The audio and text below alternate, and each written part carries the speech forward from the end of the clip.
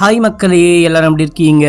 இன்னைக்கு நான் உங்களுக்காக இப்போ 2025ல புத்தம் புதுசா ரிலீஸ் ஆன யுத்தகாண்டா சாப்டர் 2 அப்படின்னு சொல்லிட்டு ஒரு கன்னட படத்தை கொண்டு வந்திருக்கேன். சாப்டர் 1 பத்தி நானும் தேடி பார்த்தேன், எனக்கு கிடைக்கவே இல்லை மக்களே. இந்த சாப்டர் 2வே ரொம்ப நல்லா இருந்துச்சு, முக்கியமா தமிழ் டப்பிங்லயும் இருந்துச்சு. இந்த படத்துடைய கதை என்ன அப்படின்னு சொல்லிட்டு பாத்தீங்கன்னா, ஒரு குட்டி பொண்ணு, அந்த பொண்ணுக்கு ஒரு 6-7 வயசு இல்ல 8 வயசு இருக்கும் அப்படின்னு சொல்லிட்டு வச்சுக்கோங்களேன். அந்த பொண்ணுக்கு பலூன் வாங்கி கொடுத்து ஒரு பாழா போனவன் நாசம் பண்ணிடுறான். இதனால கடுப்பாயிட்டு அந்த குட்டி பொண்ணுடைய அம்மா என்ன பண்றாங்க அப்படின்னா, கோர்ட்டு வாசல்லையே வச்சு அந்த நாசமா போனவனை ஷூட் பண்ணி கொலை பண்ணிடுறாங்க. இந்த கேஸை நம்ம ஹீரோ எடுத்து வாதாடி, இந்த அம்மா வந்துட்டு குற்றவாளி கிடையாது, இந்த அம்மாவுக்கு நீதி கிடைக்கணும், இந்த அம்மாவை ரிலீஸ் பண்ணும் அப்படின்னு சொல்லிட்டு வாதாடுறாரு. இது என்னடா கேஸ், இது ஒரு ஓபன் அண்ட் ஷட் கேஸா இருக்கே அப்படின்னு சொல்லிட்டு நான் பார்க்க ஆரம்பிச்சேன். நீங்களும் பார்க்க ஆரம்பிங்க, கண்டிப்பா பிடிக்கும். முக்கியமா பெண் பிள்ளைகளை பெற்ற பெற்றோரா இருந்தீங்க அப்படின்னா கட்டாயமா நீங்களா பார்க்க வேண்டிய படம்னு சொல்லுவேன். சரி வாங்க இந்த படத்தை டீடைலா பார்க்கலாம். அதுக்கு முன்னாடி மறக்காம நம்ம சேனலை சப்ஸ்கிரைப் பண்ணிக்கோங்க, பக்கத்துல வர பெல்லையும் கிளிக் பண்ணிக்கோங்க. லைக் பட்டன் அமுக்குனீங்க அப்படின்னா ஹைப்னு ஒரு ஆப்ஷன் வரும், அதையும் கிளிக் பண்ணிட்டு பார்க்க ஸ்டார்ட் பண்ணுங்க. கதைக்குள்ள போறதுக்கு முன்னாடி போன வாரம் முழுக்க மென்ஸ் வாலெட்டுக்கு நிறையவே ஆஃபர் கொடுத்திருந்த மக்களே, இந்த வாரம் ஃபுல்லா லேடிஸ் வாலெட்டுக்கு ஆஃபர் இருக்கு மக்களே. 999க்கு சேல் பண்ணிட்டு இருக்க இந்த வாலெட் 555க்கும் அந்த இன்னொரு மாடல் இது 1100 வர்த்து. ஆனா இது வந்துட்டு உங்களுக்கு 666 கிடைக்க போகுது. கடைசியா இருக்கிறதுலே பெஸ்ட் வாலெட் 1500 ரூபாய் மதிப்புள்ள வாலெட் உங்களுக்கு 888க்கு கிடைக்க போகுது. சீக்கிரமா வாங்கிக்கோங்க. ஃபர்ஸ்ட் கமெண்ட்ல லிங்க் இருக்கு, கிளிக் பண்ணி மெசேஜ் பண்ணுங்க. நானே உங்களுக்கு மாடல்லாம் காமிக்கிறேன். பிரீமியம் குவாலிட்டியா இருக்கும். 100% உங்களுக்கு ஒரிஜினல் லெதர்லயும் கிடைக்கும், 1 இயர் வாரண்டியும் கிடைக்கும் மக்களே. இப்ப நம்ம கதைக்குள்ள போயிடலாம் மக்களே. இந்த படத்துடைய ஸ்டார்டிங் சீன்லயே கோர்ட்ல ஒரு கேஸ் ஒன்னு போயிட்டு இருக்கு. ஜாக்கி அப்படின்ற ஒருத்தன் ஒரு சின்ன பொண்ணை ஏதோ பண்ணிட்டான் அப்படின்னு சொல்லிட்டு ஒரு கேஸ் ஒன்னு போயிட்டு இருக்கு. அந்த கேஸ்ல ஜாக்கிக்கு எதிரா எந்த எவிடன்ஸும் இல்ல, ஃபாரன்சிக்கும் சரி போலீஸும் சரி இன்னும் எந்த எவிடன்ஸையும் சப்மிட் பண்ணாமலே இருக்காங்க. இந்த கேஸ் ஸ்டார்ட் ஆயிட்டு பல மாதங்கள் ஆயிடுச்சு அப்படின்னு சொல்லிட்டு ஜட்ஜி கேட்டாலும் கூடிய சீக்கிரமே ரெடி பண்ணிடலாம், 2 இல்ல 3 வாரம் டைம் வேணும் அப்படின்னு சொல்லிட்டு ஜாக்கியோடைய வக்கீல் கேட்கும் போது, சரி ஓகே சீக்கிரமா ரெடி பண்ணி கொண்டு வாங்க, இப்போதைக்கு ஒத்தி வைக்கிறேன் அப்படின்னு சொல்லும் போது இவனும் ஜாலியா அங்க இருந்து கிளம்புறான். அந்த கோர்ட்ல இருக்க எல்லாரும் வெளியே போறாங்க, ஒரு பொண்ணை தவிர. இவங்க தான் அந்த பாதிக்கப்பட்ட குட்டி பொண்ணுடைய அம்மா போல மக்களே. அவங்க அப்படியே உடைஞ்சி அழுகுறாங்க. அதுக்கப்புறமா பொறுமையா வெளியே போயிட்டு காருக்குள்ள ஏறி உட்கார இவன் ஜாலியா பேசிக்கிட்டு வரான். இப்போதைக்கு இந்த கேஸ் முடியாது, வாய்தா அப்படின்னு சொல்லிட்டு ஒரு 60 வருஷம் இந்த கேஸை இழுத்துட்டா போதும் அப்படின்ற மாதிரி ஜாலியா பேசிக்கிட்டு வந்துட்டே இருக்கும் போது இந்த அம்மா போயிட்டு அமைதியா காருக்குள்ள உட்காந்து அழுதுட்டு இருந்தவங்க திடீர்னு கண்ணுலாம் மாறுது, ஒரு மாதிரி படுறாங்க. டக்குன்னு காரை விட்டு இறங்கி நடக்க ஆரம்பிக்கிறாங்க. அப்போ குறுக்கால ஒரு போலீஸ் போவாரு. அந்த போலீஸோடைய கன்னை புடுங்கி டப்புன்னு அந்த ஜாக்கிய ஷூட் பண்ணி கொலை பண்றாங்க. போலீஸ்லாம் ஓடி வந்து தடுத்து கன்னை புடுங்கி அரெஸ்ட் பண்றாங்க. இப்போ சில மாதங்களுக்கு முன்னாடி என்ன விஷயம் ஆச்சு அப்படின்னு சொல்லிட்டு பிளாஷ்பேக் காமிக்க ஆரம்பிக்கிறாங்க. நம்ம ஹீரோவையும் காமிக்கிறாங்க. நம்ம ஹீரோ லா படிச்சிட்டு இருக்காரு. லா படிச்சு முடிச்சிட்டாரு மக்களே. கையில ஒரு புக் வச்சிருக்காரு. ராபர்ட் அப்படின்னு சொல்லிட்டு இந்த ஊர்லயே மிகப்பெரிய வக்கீல். அந்த வக்கீல் மாதிரி ஆகணும் அப்படின்றது தான் ஹீரோவுடைய கனவு, லட்சியம் எல்லாமே. நம்ம ஹீரோ காலேஜ் முடிச்சு அந்த பட்டமளிப்பு விழா நடக்கும் பாத்தீங்களா, அங்க போயிட்டு வெயிட் பண்ணிட்டு இருக்கும் போது ராபர்ட் வராரு. ராபர்ட்டை வந்துட்டு வெறிக்க பாத்துக்கிட்டு இருக்காரு. அந்த பட்டம் வாங்க போகும்போது கூட, எனக்கு உங்களை ரொம்ப பிடிக்கும், நீங்க தான் என்னுடைய இன்ஸ்பிரேஷன், உங்களை மாதிரி தான் ஆக ட்ரை பண்ணிட்டு இருக்கேன் அப்படின்னும் போது, நீ ட்ரை பண்ணு, கண்டிப்பா உன்னால முடியும் அப்படின்னு சொல்லிட்டு பாராட்டிட்டு 4 வார்த்தை நல்ல விதமா பேசிட்டு அவரும் அங்க இருந்து கிளம்ப நம்ம ஹீரோ பேனு வெறிக்க பாத்துக்கிட்டு இருக்காரு. அதுக்கப்புறம் நம்ம ஹீரோ கிளம்பி ஒரு ஹோட்டலுக்கு போறாரு. இங்க தான் ஒர்க் பண்ணிட்டு இருக்காரு போல. அங்க ஒரு பாட்டி வந்து காசு கொடுத்து சாப்பாடு வேணும்னு கேட்கும் போது, அந்த நோட்டு கிழிஞ்சிருக்கு பாட்டி, இந்த நோட்டு கிழிஞ்சிருக்கு, வேற கொடுங்க அப்படின்னு சொல்லிட்டு கேட்கும் போது, இல்லப்பா தம்பி என்கிட்ட வேற எந்த காசுமே இல்ல அப்படின்னு சொல்லும் போது இவரு பாவப்பட்டு அந்த காசை அவரு வச்சுக்கிட்டு அவரு பாக்கெட்ல இருக்க 100 ரூபாவை தூக்கி கல்லால போட்டு அந்த பாட்டிக்கு என்ன வேணுமோ அதை கொடுத்து அனுப்புறாரு. அதுக்கப்புறமா அந்த கடையுடைய முதலாளி வர, இந்த மாதிரி நான் வேலையை விட்டு போற முதலாளி, ஏதாவது ஒரு நல்ல லாயரா பார்த்து அவருக்கு அசிஸ்டண்டா சேர்ந்து என்னுடைய கனவை நிறைவேற்றிக்க போறேன் அப்படின்னும் போது, அதை ஏன்டா இந்த மாதிரி சோகமா சொல்லிட்டு இருக்க, சந்தோஷமா சொல்லு, சின்ன வயசுல என்கிட்ட வந்து வேலை கேட்கும் போது அப்பா அம்மா கிடையாது, நானே வேலை பார்த்து நானே என் வாழ்க்கையை பாத்துக்கிறேன் அப்படின்னு சொன்னேன். சரிடா செருப்பாச்சு வாங்கி தரேன் அப்படின்னும் போது, செருப்பு கூட வேணாம், அதை நானே சம்பாரிச்சு வாங்கிக்கிறேன் அப்படின்னு சொல்லிட்டு வேலை கொடுத்ததை தவிர நான் வேற ஒண்ணுமே பண்ணல, அப்போத்துல இருந்து இப்போ வரைக்கும் நீ உன்னுடைய வாழ்க்கையை நீயே தான் பாத்துக்கிற, சரி ஓகே தாராளமா வேலையை விட்டு போ, நீ நல்லா இருந்தா போதுண்டா அப்படின்னு சொல்லிட்டு வாழ்த்தி அனுப்புறாரு. அடுத்து நம்ம ஹீரோ ஒரு லாயர் ஆபீஸ்க்கும் போயிட்டு என்ன அசிஸ்டண்டா சேர்த்துக்கோங்க, அசிஸ்டண்டா அசிஸ்டண்டா சேர்த்துக்கோங்க அப்படின்னும் போது நம்ம ஹீரோக்கு எக்ஸ்பீரியன்ஸ் இல்ல அப்படின்னு சொல்லிட்டு அமுச்சு விட்டுறாங்க. நம்ம ஹீரோ யார்கிட்ட போயிட்டு கேட்டாலும் எக்ஸ்பீரியன்ஸ் இல்லாதவங்கள சேர்த்துக்க முடியாது அப்படின்றாங்க. ஒரு கட்டத்துல ஹீரோ கடுப்பாயிட்டு கத்த ஆரம்பிக்கிறாரு. எக்ஸ்பீரியன்ஸே இல்ல அப்படின்னா முதல்ல சேர்த்துக்கோங்கடா, அப்பதான் எக்ஸ்பீரியன்ஸ் வரும். எக்ஸ்பீரியன்ஸ் வேணும் அப்படின்னா சேர்த்துக்காமலே எப்படி கிடைக்கும் அப்படின்னு சொல்லிட்டு நேரடியா கத்துறாரு அப்படின்னு சொல்லிட்டு பார்த்தா இல்ல மக்களே, மனசுக்குள்ள பேசிட்டு இருக்காரு. அப்புறம் அங்க இருந்தும் கிளம்பி வந்துடுறாரு. இதே போல ட்ரை பண்ணிக்கிட்டு இருக்கும் போது ஒரு வக்கீல மீட் பண்ணி அவருடைய எல்லா விஷயத்தையும் புலம்பிட்டே இருக்கும் போது, ஆமா இங்க ஏற்கனவே நிறைய எக்ஸ்பீரியன்ஸ் இருக்கவங்களுக்கே யாருமே வேலை கொடுக்க மாட்டாங்க, அசிஸ்டண்டா கூட சேர்த்துக்க மாட்டாங்க, உனக்கு மட்டும் எப்படி ஈஸியா வேலை கிடைக்கும், நீ போயிட்டு ஏதாவது பண்ணு, ஓனா ஏதாவது சின்ன கேஸையாச்சும் வாதாடு, அப்பதான் யாராவது வாய்ப்பு கொடுப்பாங்க, உன்னை சேர்த்துப்பாங்க அப்படின்னும் போது அது கூட எனக்கு எப்படின்னு தெரியாது, ஏதாவது ஒரு மொக்க வக்கீலா இருந்தா கூட பரவாயில்ல, அவர்கிட்ட அசிஸ்டண்டா சேர்த்து விடுங்க ப்ளீஸ் அப்படின்னு சொல்லிட்டு கேட்கும் போது, அப்படின்னா எனக்கு தெரிஞ்ச ஒரு வக்கீல் இருக்காரு, அவர்கிட்ட போயிட்டு நீ சேர்ந்துக்கோ, ஆனா நான் சொன்னேன் அப்படின்லாம் சொல்லாத, நீ போயிட்டு இந்த மாதிரி சொல்லு, அசிஸ்டண்டா சேர்ந்துக்கணும், சம்பளம் காசு அப்படின்னு சொல்லிட்டு ஒண்ணுமே வேணாம், சேர்த்துக்கிட்டா மட்டும் போதும் அப்படின்னு சொல்லு, கண்டிப்பா சேர்த்துப்பாரு அப்படின்னு சொல்லும் போது நம்ம ஹீரோ போயிட்டு ஒரு வக்கீலை மீட் பண்றாரு.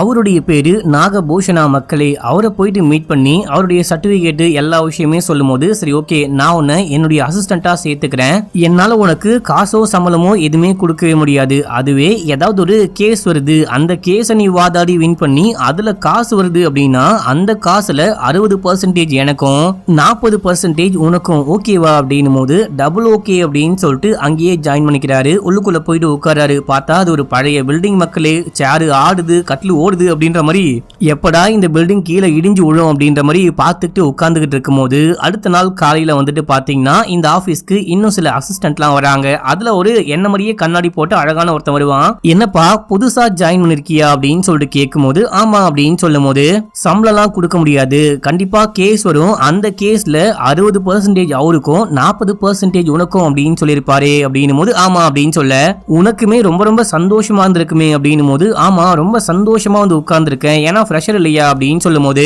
ஆனா நீ சந்தோஷப்படுற மாதிரி இங்க ஒண்ணுமே நடக்காது, ஒரு கேஸ் கூட இங்க வராது, அப்படி கேஸ் வந்தாலும் அந்த ஆளு நமக்கு கொடுக்கவே மாட்டான், நானே இங்க வந்து உட்கார்ந்து சும்மா டைம் வேஸ்ட் பண்ணிட்டு இருக்கேன் அப்படின்னு சொல்லிட்டு புலம்பிட்டு இருக்க.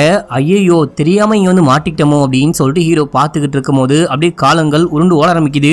சில மாசம் அங்கேயே சும்மா உட்கார்ந்துகிட்டு இருக்காரு. அதுக்கப்புறமா அந்த வக்கீல் கிட்ட போயிட்டு எனக்கு ஏதாவது கேஸ் கொடுங்கன்னு கேட்கலான்னு பார்க்கும் போது அதே டைம்ல ஒரு கேஸ் வந்திருக்கு அப்படின்னு சொல்லிட்டு டிஸ்கஷனுக்கு வான்னு கூப்பிட இவரும் போயிட்டு உட்கார்றாரு.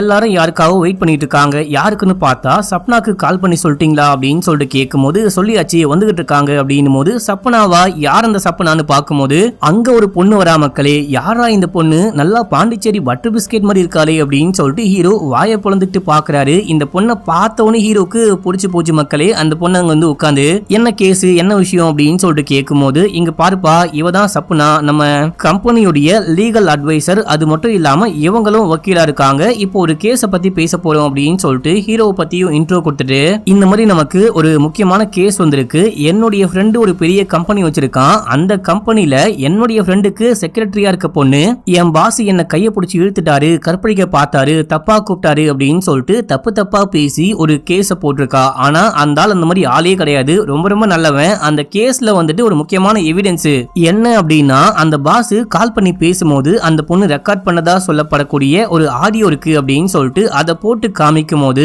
அந்த ஆடியோவை நம்ம ஹீரோ மறுபடியும் கேக்குறாரு. அங்க வந்துட்டு சப்னா, அதுக்கப்புறம் இன்னும் 2 அசிஸ்டன்ட் லாயரு, இந்த முக்கியமான லாயரு எல்லாருமே சேர்ந்து யோசிக்கும் போது இந்த கேஸ்ல நம்ம வின் பண்றது ரொம்ப ரொம்ப கஷ்டம் போலியே அப்படின்னு சொல்லிட்டு யோசிக்கிறாங்க. அதுல என்ன விஷயம் ரெக்கார்டா இருக்கு அப்படின்னு சொல்லிட்டு பாத்தீங்கன்னா, அந்த பாஸ் கால் பண்ணி பேசுறாரு. கால் பண்ணி பேசும்போது, இந்த வாரம் ஃப்ரீயா இருந்த அப்படின்னா ரெசார்ட்டுக்கு வரியா அப்படின்னு சொல்லிட்டு கேட்கும் போது, இல்ல வர முடியாது, நான் அந்த மாதிரி பொண்ணு கிடையாது அப்படின்னும் போது, நீ வா பாத்துக்கலாம் அப்படின்னு சொல்லிட்டு ரெக்கார்டா இருக்கு. இதுல நீ வா பாத்துக்கலாம் அப்படின்றது மட்டும் வேற ஸ்லாங்லயும், அதுக்கப்புறம் முன்னாடி பேசின விஷயம் வேற ஸ்லாங்லயும் இருக்கு அப்படின்ற விஷயத்த ஹீரோ நோட் பண்ணிட்டு, அந்த ஊருக்காரங்க இந்த மாதிரி பேச மாட்டாங்க, ரெண்டாவதா ஒரு ஆடியோ இருக்கு இல்லையா, அந்த ஆடியோ தான் உங்க ஃப்ரெண்டு பேசின ஆடியோன்னு நினைக்கிறேன், முன்னாடி வந்த ஆடியோ வந்துட்டு யாரையோ வச்சு டப்பிங் மாதிரி பண்ணி வாங்கியிருக்காங்க, இந்த ஒரு பாயிண்டே போதும் நம்ம வந்துட்டு கேஸ்ல பயங்கரமா வின் பண்ண முடியும் அப்படின்னும் போது சூப்பர்னு சொல்லிட்டு அங்க இருக்க இன்னொரு பையனை கூப்பிட்டு நோட் பண்ணிக்கோ அப்படின்னு சொல்றாரு. அப்படின்னா எனக்கு கேஸ் இல்லையான்னு கேட்கும் போது கேஸும் இல்ல ஜூஸும் இல்ல, வெளியே போயிட்டு வெயிட் பண்றா தம்பி அப்படின்னும் போது இவரு உள்ளுக்குள்ள போயிட்டு செமையா புலம்பிட்டு இருக்காரு. க்ளூ கொடுக்க மட்டும் நான் வேணுமா, கேஸ் எனக்கு கிடையாதான் அப்படின்னு சொல்லிட்டு டீ குடுக்குற பையன்கிட்ட புலம்ப, சரி சரி புலம்பன்னு போதும், டீக்கு காசு கொடுங்க அப்படின்னு சொல்லிட்டு வாங்குறான். இவரு டீயை குடிச்சு பார்க்கும்போது டீ சூடாவே இல்ல. டேய் தம்பி டீ சூடாவே இல்ல அப்படின்னும் போது அதான் நீ சூடா இருக்க இல்லையா அப்படின்னு சொல்லிட்டு கலைச்சு விட்டு போறான். இப்ப அப்படியே எங்க சீனை கட் பண்ணா அடுத்த நாள் காலையில நம்ம ஹீரோ ஆபீஸ்க்கு வந்தவனே, சார் நான் இந்த கம்பெனில சேர்ந்து 2 மாசம் ஆகுது, இது வரைக்கும் ஒரு கேஸ் கூட கொடுக்கல, எனக்கு ஏதாவது கேஸ் கொடுங்க, சோத்துக்கு கூட ரொம்ப ரொம்ப கஷ்டப்பட்டுக்கிட்டு இருக்கேன் அப்படின்னு சொல்லும் போது, ஓ கேஸா அப்படின்னு சொல்லிட்டு ஒரு கேஸோடைய ஃபைல தூக்கி போட, இது என்ன கேஸ் அப்படின்னு சொல்லிட்டு கேட்க, இது ஒரு ஆக்சிடென்ட் கேஸ் அப்படின்னு சொல்றாரு. எனது ஆக்சிடென்ட் கேஸா, இதுவும் கிரிமினல் கேஸ் இல்லையா அப்படின்னு சொல்லிட்டு கேட்கும் போது, முதல்ல இதை போயிட்டு வாதாடி ஏதாவது பண்ண முடியுதான்னு பாரு, 6 மாசமா பெண்டிங்ல இருக்கு, போயிட்டு சப்புனாவை மீட் பண்ணு, அவ எல்லாமே சொல்லுவா அப்படின்னும் போது நம்ம ஹீரோ கேஸ் ஃபைலோட அந்த பொண்ணை பார்க்க போறாரு. அந்த பொண்ணு கேபின்குள்ள உட்கார்ந்துகிட்டு இருப்பா. கேபினுக்கு வாசல்ல அந்த கண்ணாடியை பார்த்து டக்கின்லாம் பண்ணிட்டு ஜிப்லாம் போட்டுட்டு உடம்புல இருக்க அந்த சட்டையெல்லாம் சரி பண்ணிட்டு தலையெல்லாம் சரி பண்ணிட்டு உள்ளுக்குள்ள போக, இந்த எல்லா விஷயத்தையும் அந்த பொண்ணு பார்த்து யாரா இவன் அப்படின்ற மாதிரி சிரிச்சுக்கிட்டு இருக்கா. இவரு உள்ளுக்குள்ள போயிட்டு இந்த கேஸோடைய டீடைல் வேணும் அப்படின்னு சொல்லிட்டு கேட்கும் போது, இந்த கேஸ் 6 மாசமா நடந்துகிட்டு இருக்கு, நம்ம கிளைண்டோடைய காரை இன்னொரு கார் பின்னாடி பக்கமா மோதிரிச்சு, இவரு கேஸ் போட்டு வாதாடி அந்த இன்சூரன்ஸ் பணத்தை கிளைம் பண்ணிட்டாரு. ஆனா அந்த கேஸ் போட்டு வாதாட மட்டும் 50,000 ரூபாய் செலவு பண்ணிருக்காரு.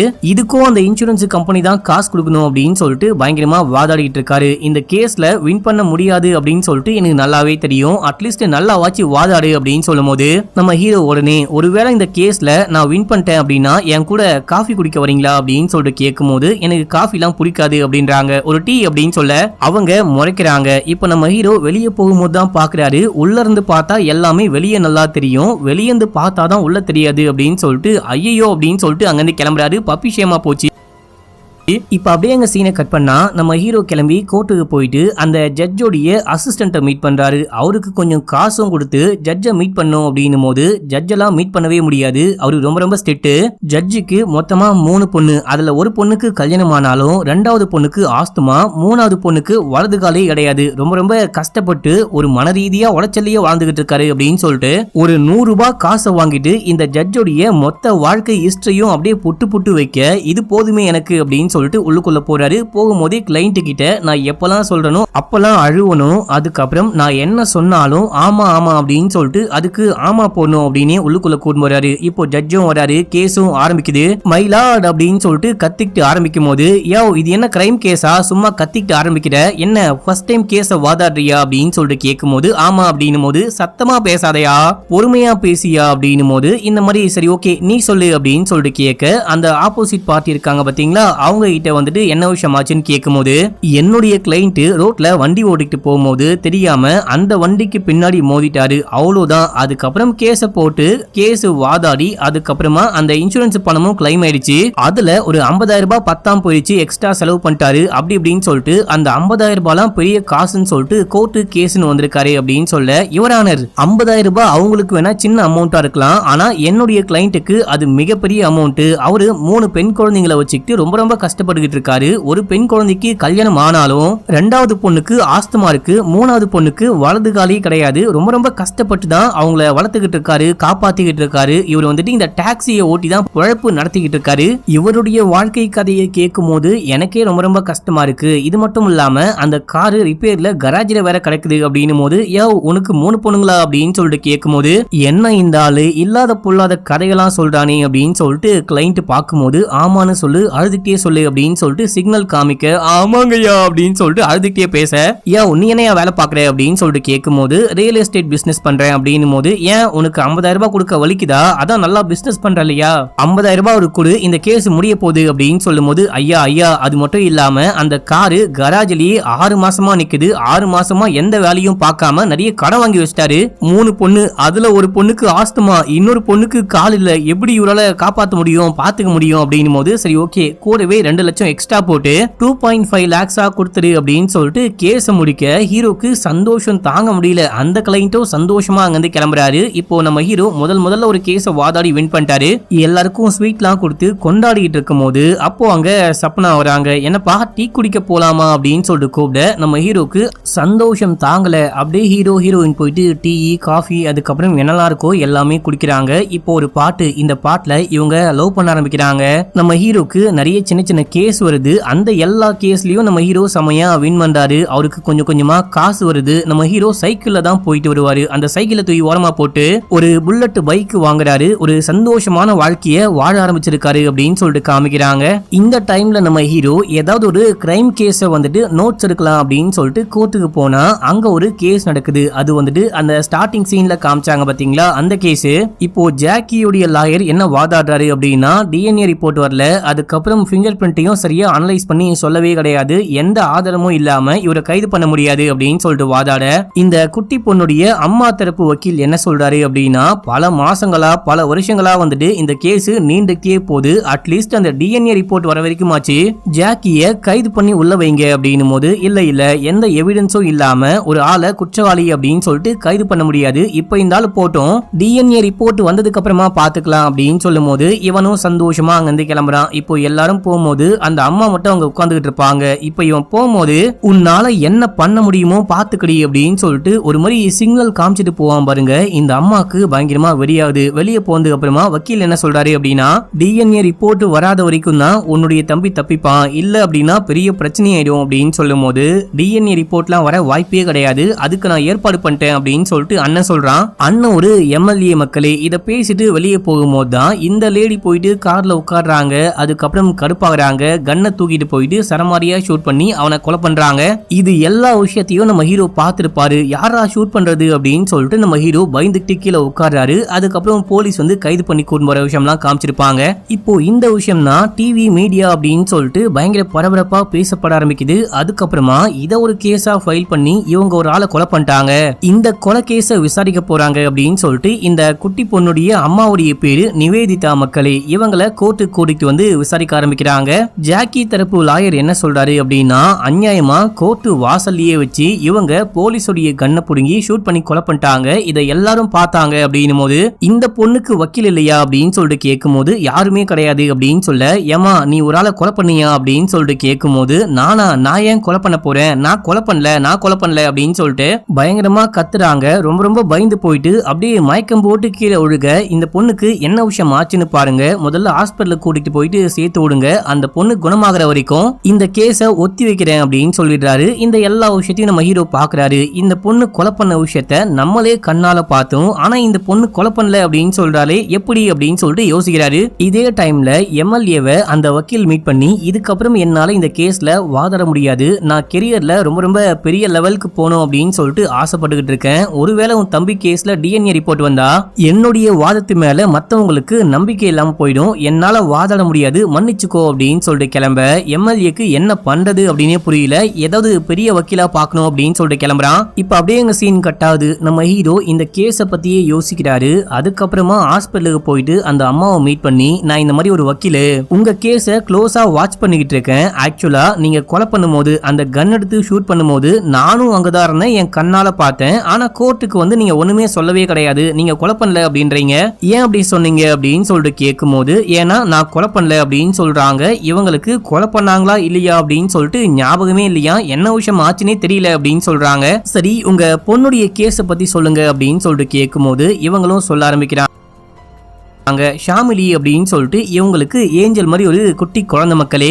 இவங்களுக்கு புருஷன்லாம் இல்ல, இறந்து போயிட்டாரா என்ன அப்படின்லாம் தெரியல, அம்மா பொண்ணு மட்டும்தான் ரொம்ப சந்தோஷமா வாழ்ந்துகிட்டு இருக்காங்க. குட்டி பொண்ணுக்கு பலூனா ரொம்ப பிடிக்கும், எப்பயுமே பலூன் வச்சு விளையாடிக்கே இருப்பா. ஒரு நாள் வந்துட்டு இந்த பொண்ணு வந்துட்டு ஸ்கூலுக்கு போயிட்டு அம்மா வருவாங்க பிக்கப் பண்ணிட்டு போவாங்க அப்படின்னு சொல்லிட்டு வெயிட் பண்ணும்போது அம்மாக்கு நிறைய வேலை, சோ அவங்க வர முடியாம வழக்கமாவே இவங்களால வர முடியல அப்படின்னா ஒரு ஆட்டோக்கார அமைச்சு பிக்கப் பண்ண சொல்லுவாங்களாம். அவருக்கும் மெசேஜ் போட்டு அமைதியா வேலை பாக்குறாங்க. வேலையை முடிச்சுட்டு அங்கிருந்து கிளம்புறாங்க. இதே டைம்ல அந்த குட்டி பொண்ணு என்ன பண்றா அப்படின்னா, அம்மாக்காக வெயிட் பண்ணி பார்த்துட்டு நம்மளே வீட்டுக்கு போலாம், நமக்கு தான் வழி தெரியும் இல்லையா அப்படின்னு சொல்லிட்டு அங்க இருந்து கிளம்பி நடந்து வந்துட்டே இருக்கும்போது அங்கதான் இந்த ஜாக்கி இருக்கா மக்களே. இவன் காருக்குள்ள உட்கார்ந்துட்டு ஏதோ போதை பொருள்லாம் யூஸ் பண்ணிக்கிட்டு இருக்கான். இந்த குட்டி பொண்ணை பார்த்தோன்னே பின்னாடியே வந்து பேச ஆரம்பிக்கும் போது, யார் நீங்க, ஸ்ட்ரேஞ்சர் கூடலாம் அம்மா பேசக்கூடாதுன்னு சொல்லியிருக்காங்க அப்படின்னும் போது, நான் ஸ்ட்ரேஞ்சர் இல்லம்மா, என் பேரு ஜாக்கி அப்படின்னு சொல்லிட்டு பேச்சு கொடுக்க ஆரம்பிக்க ஆரம்பிக்கும் போது அங்க பலூன் வண்டி போகுது. இந்த பொண்ணு பலூனை பார்த்தோன்னே ரொம்ப ரொம்ப சந்தோஷமாக இந்த பொண்ணுக்கு பலூன் பிடிக்கும் போல அப்படின்னு சொல்லிட்டு பலூன் வாங்கி கொடுத்து நானே உன்னை வீட்டுல டிராப் பண்றேன் அப்படின்னு சொல்லிட்டு கார்ல ஏத்திக்கிட்டு கிளம்புறான். ஆள் நடமாட்டமே இல்லாத ஒரு பில்டிங்க்கு போறான். அங்க அந்த பொண்ணை வந்துட்டு அவன் நாசம் பண்றான். அந்த இடத்துல அப்படியே அந்த பொண்ணுடைய அலறல் சவுண்டு கேட்கும் பாருங்க, நமக்கே மனசு ரொம்ப கஷ்டமா இருக்கும். இதே டைம்ல இந்த அம்மா என்ன பண்றாங்க அப்படின்னா வீட்டுக்கு போயிட்டு பார்க்கும்போது யாரையுமே காணும். பொண்ணை வந்துட்டு டிராப் பண்ண சொன்னுமே அப்படின்னு சொல்லிட்டு ஆட்டோ அண்ணாக்கு கால் பண்ணா, நான் டிராப் பண்ணலமா, நான் ஒரு அவசர வேலையா வெளியூருக்கு வந்துட்டேன், நான் உங்களுக்கு கால் பண்ண எடுக்கல அப்படின்னு சொல்லிட்டு மெசேஜும் போட்டேன், பாக்கலையா அப்படின்னு சொல்லிட்டு கேட்கும் போது ஐயோ என் பொண்ணு அப்படின்னு சொல்லிட்டு இவங்க நேரா ஸ்கூலுக்கு போயிட்டு பாக்குறாங்க. போற வர வழி அந்த பொண்ணு எங்கெல்லாம் போக வாய்ப்பு இருக்கோ அந்த பொண்ணுடைய ஃப்ரெண்ட்ஸ் அப்படின்னு சொல்லிட்டு எல்லார்கிட்டயும் போயிட்டு விசாரிக்கும் போது அந்த பொண்ணை காணும். கடைசியா போலீஸ் ஸ்டேஷனுக்கும் போயிட்டு கம்ப்ளைண்ட் கொடுக்குறாங்க. போலீஸ் விசாரிக்க ஆரம்பிக்கிறாங்க. இதே டைம்ல ஒரு டெட் பாடி கிடைச்சிருக்கு, வந்து பாருங்க அப்படின்னும் போது இவங்க அப்படியே அழுதுகிட்டே போயிட்டு பார்த்தா அது அந்த குட்டி பொண்ணு கிடையாது. அதுக்கப்புறம் அங்க இங்கன்னு விசாரிக்கும் போது அந்த பலூன்காரன் அந்த பக்கமா தான் டெய்லி போயிட்டு வருவான் அப்படின்னு சொல்லிட்டு அவங்கிட்ட விசாரிக்க இந்த மாதிரி ஒரு பரட்ட மண்டைய குறிப்பிட்ட இந்த கார்ல வந்து அந்த பொண்ணுக்கு பலூன்லாம் வாங்கி கொடுத்து அவனை கூட்டிட்டு போனாங்க அப்படின்னு சொல்லும் போது எந்த பக்கம் போனா ஏது போனா அப்படின்னு சொல்லிட்டு விசாரிச்சு அவனை பிடிக்கிறாங்க. அதுக்கப்புறமா ஒரு பில்டிங்ல ஒரு பொண்ணு இருக்கா அப்படின்னு சொல்லிட்டு கண்டுபிடிக்கிறாங்க. அந்த குட்டி பொண்ணு தான் மக்களே அப்படியே உயிருக்கு போராடிட்டு ஒரு மாதிரி இருக்கிற தருவாயில இருக்கா. இதை பார்த்துட்டு அம்மாக்கும் கால் பண்றாங்க. இந்த பொண்ணு வந்துட்டு அந்த டெட் பாடியை பார்க்கலாம், ஆக்சுவலா உயிர் இருக்கு, இருந்தாலும் டெட் பாடி கணக்கா அப்படியே மூச்சு பேச்சு இல்லாம அந்த குட்டி பொண்ணு கிடக்குறா. இவங்களை போலீஸ் கிட்டே விடாம பிடிச்சு வச்சிருக்காங்க. என்ன விடுங்க, நான் போயிட்டு என் பொண்ணை பார்க்கணும் அப்படின்னு போது விடவே மாட்டாங்க. இந்த பொண்ணு வந்துட்டு நடந்த சம்பவத்துல பயங்கரமா பாதிக்கப்பட்டு அப்படியே கோமா ஸ்டேஜுக்கே போயிட்டு இருக்கா. கடந்த 6 மாசமா என் பொண்ணு கோமால இருக்கா. இந்த கேஸும் நடந்துட்டே இருக்கு. அந்த ஜாக்கிக்கு எதிரா எந்த எவிடன்ஸும் இல்ல அப்படின்னு சொல்றாங்களா இல்ல எல்லாத்தையும் அழிக பாக்குறாங்களா அப்படின்லாம் தெரியல. என் பொண்ணுடைய கேஸ்ல நாளைக்கு நியாயம் கிடைக்கும், நாளானைக்கு நியாயம் கிடைக்கும் அப்படின்னு சொல்லிட்டு பார்த்தா நியாயமே கிடைக்க மாட்டேங்குது. எனக்கு அவனை பார்க்கும் போதெல்லாம் பயங்கரமா வெறியா இருக்கும். அவன் என்ன கோர்ட்ல பாப்பான், உன்னால என்ன என்னடி பண்ண முடியும் அப்படின்னு சொல்லிட்டு நக்கலா ஒரு பார்வை பாப்பான் பாருங்க. அவனுடைய தலையை துண்டா வெட்டி போடலாமா அப்படின்னு சொல்லிட்டு எனக்கு செமையா காண்டாகும் அப்படின்னு சொல்றாங்க. அன்னைக்கு இந்த கேஸ்ல நான் அவனை கொலை பண்ணனா இல்லையா அப்படின்னு சொல்லிட்டு எனக்கு ஞாபகமே இல்ல. அன்னைக்கு நான் காருக்குள்ள போயிட்டு உட்கார்ந்தேன். அதுக்கப்புறம் பார்த்தா போலீஸ் என்ன கைது பண்ணாங்க. இது மட்டும் தான் ஞாபகம் இருக்கு, மத்தபடி எனக்கு ஒண்ணுமே ஞாபகமே இல்ல அப்படின்னு சொல்றாங்க. இது எப்படி சாத்தியம் அப்படின்னு சொல்லிட்டு யோசிக்க, ஆனா இதான் உண்மை அப்படின்னு சொல்றாங்க. ஒருவேளை இந்த கேஸ்ல நான் தான் குற்றவாளி அப்படின்னு சொல்லிட்டு என்ன கைது பண்ணிட்டாங்க, நான் ஜெயிலுக்கு போயிட்டேன் அப்படின்னா என் பொண்ணு அனாதை ஆயிடுவா. என் பொண்ணை நான் அனாதையாக விட மாட்டேன் அப்படின்னு போது உங்க பொண்ணு அனாதை ஆக மாட்டா, ஏன்னா நானும் ஒரு அனாதை தான், உங்க பொண்ணை நான் காப்பாத்துவேன், உங்களையும் காப்பாத்துவேன் அப்படின்னு சொல்லிட்டு அங்க இருந்து கிளம்புறாரு. அடுத்து நம்ம ஹீரோ கிளம்பி போயிட்டு அந்த குட்டி பொண்ணை ஹாஸ்பிட்டல்ல பாக்குறாரு. அந்த பொண்ணு கோமா ஸ்டேஜ்ல இருக்கா. அந்த பொண்ணை பார்த்து கண் கலங்கிட்டு அதுக்கப்புறம் போயிட்டு ஹீரோயினை மீட் பண்ணா. அந்த பொண்ணு கழுவி ஊத்துறா, உனக்கு கொஞ்சோட அறிவே கிடையாது, நீ அந்த குட்டி பொண்ணுக்கும் அம்மாக்கும் நியாயம் வாங்கி கொடுக்கணும் அப்படின்னு சொல்லிட்டு நினைக்கிற, அதுல எந்த தப்பும் இல்ல, ஆனா இந்த கேஸை எந்த லாயரும் எடுத்து வாதாடவே கிடையாது. ஏன் அப்படின்னா இது ஒரு ஓபன் அண்ட் ஷட் கேஸ், கண்டிப்பா க்ளோஸ் பண்றாங்க. ஏன்னா அத்தனை பேருக்கு முன்னாடி கோர்ட்ல வச்சு இந்த பொண்ணு வந்துட்டு ஒருத்தனை ஷூட் பண்ணி கொலை இருக்கா. இதுக்கு எக்கச்சக்கமான எவிடன்ஸ், ஆதாரங்கள், விட்னஸ் அப்படின்னு சொல்லிட்டு எல்லாருமே இருக்காங்க. ஏன்டா எடுத்த அப்படின்னு சொல்லிட்டு கேக்குறாங்க. நம்ம ஹீரோக்கு பதிலே கிடையாது, யோசிக்க ஆரம்பிக்கிறாரு. இப்ப அப்படியே எங்க சீனை கட் பண்ணா அந்த எம்எல்ஏ இருக்கான் பாத்தீங்களா, இவன் போயிட்டு நம்ம பெரிய லாயர் அந்த ராபர்ட் டிசோசாவை மீட் பண்றான். நீங்க தான் இந்த கேஸ் எடுத்து வாதாடணும் அப்படின்னு சொல்லிட்டு எல்லாமே சொல்லும் போது இந்த கேஸ் கொஞ்சம் வீக்கா இருக்கு, இருந்தாலும் நான் வாதாடுறேன் அப்படின்னு போது வின் பண்ண முடியுமான்னு கேட்கும் போது கேஸ் என்கிட்ட வந்தாலே கிளைண்ட்டை நான் காப்பாத்திட்டேன் அப்படின்னு அர்த்தம். கேஸ் வின் பண்ணனா இல்ல தோத்து போனா அப்படின்னு சொல்லிட்டு கிடையாது, நான் தோக்க வாய்ப்பே கிடையாது. 3 கோடி வந்துட்டு என் ஃபீஸ் அப்படின்னும் போது 3 கோடியான வாய்ப்பிழந்து அந்த ஃபீஸையும் கையில கொடுக்குறான். இது வரைக்கும் 250 கேஸ் எடுத்திருக்காராம், அதுல 150 கேஸ் வின் பண்ணிட்டாராம். மிச்சம் 100 அப்படின்னு சொல்லிட்டு கேட்கும் போது அது வாய்தா அப்படின்னு சொல்லிட்டு நான் சாவர வரைக்கும் கிளைண்ட் சாவர வரைக்கும் வாய்தா ஓடிக்கிட்டே இருக்கும் அப்படின்னு சொல்றாரு. அப்படின்னா ஓகே அப்படின்னு சொல்லிட்டு இவன் அப்படியே கிளம்புறான். அடுத்து நம்ம ஹீரோவுடைய சீனியர் ஹீரோவை கூப்பிட்டு கிழின்னு கிழிக்கிறாரு. உன்னால ஒண்ணுமே பண்ண முடியாது, இந்த கேஸை வந்துட்டு ராபர்ட் டிசோசா எடுத்து வாதாட போறாரு.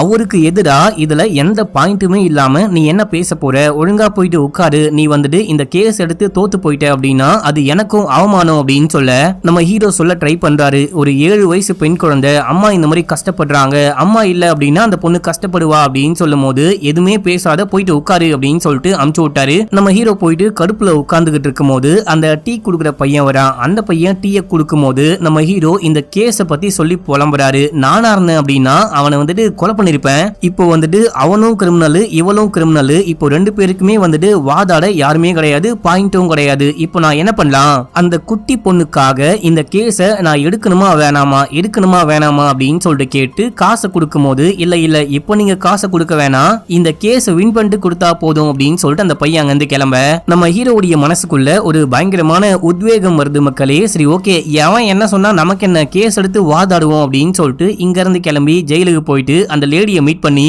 இந்த ஃபார்ம்ல சைன் போடுங்க, சைன் பண்ணாதான் என்னால வாதாட முடியும் அப்படின்னும் போது வாதாட முடியுமா அப்படின்றது எனக்கு முக்கியம் கிடையாது, வின் பண்ணுவீங்களா அப்படின்னு சொல்லிட்டு கேட்க கண்டிப்பா அப்படின்னு சொல்ல அதுக்கப்புறம் தான் சைனே போடுறாங்க.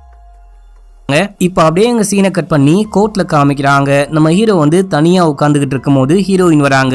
என்னடா என்னை விட்டு தனியா வந்துட்டியா அப்படின்னு சொல்லிட்டு கேட்டு அவங்க வந்து உட்கார. அதுக்கப்புறம் ஒரு கண்ணாடிக்காரன் நம்ம ஹீரோ கூடவே ஆபீஸ்ல ஒர்க் பண்ணா பாத்தீங்களா, அவன் வந்திருக்கான். அதுக்கப்புறமா இவங்களுக்கு எல்லாம் பின்னாடி ஒருத்தர் உட்கார்ந்துகிட்டு இருப்பாரு. அவரு எம்எல்ஏ வந்தவனே வணக்கம் வைக்கிறாரு. இதே டைம்ல ராபர்ட் வரும்போது தன்னை மீறி எந்திரிச்சு அப்படியே வணக்கம் சொல்லலாம் அப்படின்னு சொல்லிட்டு பார்க்கும்போது ஆமால இவருக்கு எதிராக தான் நம்ம வாதாட போறோம் அப்படின்னு சொல்லிட்டு அமைதியா உட்கார்றாரு. அதுக்கப்புறம் ஜட்ஜி வந்ததுக்கு அப்புறமா ராபர்ட் முதல்ல வாதாடுறாரு. இவங்க வந்துட்டு அநியாயமா பழி வாங்கணும் அப்படின்றதுக்காகவே நம்ம ஜாக்கி குற்றவாளியா இல்லையா அப்படின்னு சொல்லிட்டு கோர்ட் இன்னும் ப்ரூவ் பண்ணப்படல. மேபி அவன் குற்றவாளி அப்படின்னா கூட கோர்ட் தான் தண்டனை கொடுக்கணும். அதுக்கு பதிலா இவங்க கோவப்பட்டு கன்னை புடுங்கி ஷூட் பண்ணி கொலை பண்ணா இது எப்படி நியாயமாகும்? அவங்க வந்துட்டு வேண்முத்துக்குனே பழி வாங்கணும் அப்படின்னு கொலை பண்ணிருக்காங்க.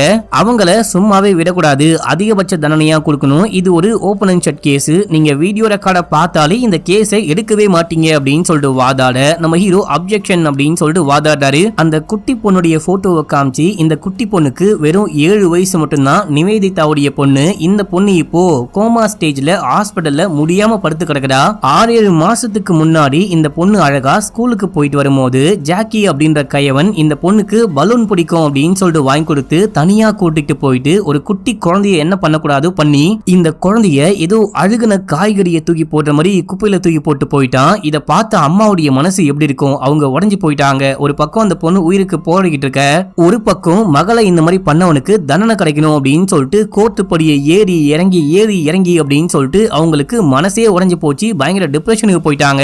இந்த நீதிமன்றம் வந்துட்டு சரியான தீர்ப்பை டைமுக்கு கொடுக்காத காரணத்தினால அவங்க இந்த மாதிரி பண்ணிட்டாங்க அப்படின்னும் போது அப்ஜெக்ஷன் யுவர் ஆனர். இவர் வந்துட்டு அந்த கேஸையும் இந்த கேஸையும் மொத்தமா மர்ஜ் பண்ண பாக்குறாரு. அது கிடையாது, அந்த மாதிரி பண்ணவே கூடாது. அது செப்பரேட் கேஸ், இது செப்பரேட் கேஸ். இவங்க வந்துட்டு ஒரு ஜாக்கி அப்படின்றவன கோர்ட்டுக்குள்ள வச்சு கொலை பண்ணிருக்காங்க, அதுதான் கேஸ் அப்படின்னு சொல்லும் போது இல்ல அந்த கேஸ் நடக்காம இப்படி ஒரு கேஸ் உருவாயிருக்க வாய்ப்பே கிடையாது, அதுவும் இதுவும் ஒரே கேஸ் அப்படின்னும் போது தம்பி கொஞ்சம் வாய முழுப்பா, முதல்ல வந்துட்டு நிவேதிதாவை கூண்ல ஏத்துங்க விசாரிக்கணும் அப்படின்னும் போது சரி ஓகே நிவேதிதாவை கூப்பிடுங்க அப்படின்னு சொல்லிட்டு மயிலாட் சொல்லும் போது அப்படியே அவங்களையும் கூப்பிட்டு அந்த குற்றவாளி கூண்ல நிக்க வைக்கிறாங்க.